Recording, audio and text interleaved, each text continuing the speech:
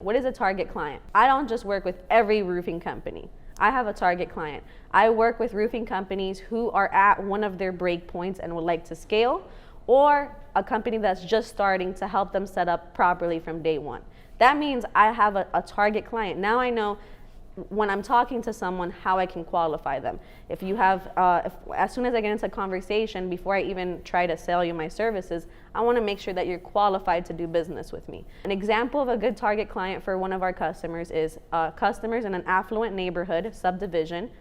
He only works with people who live in subdivisions, has a 650 credit score or higher, and has a white collar job, right? In the finance sector. For some reason, he does amazing with this, drives an SUV or suburban minivan.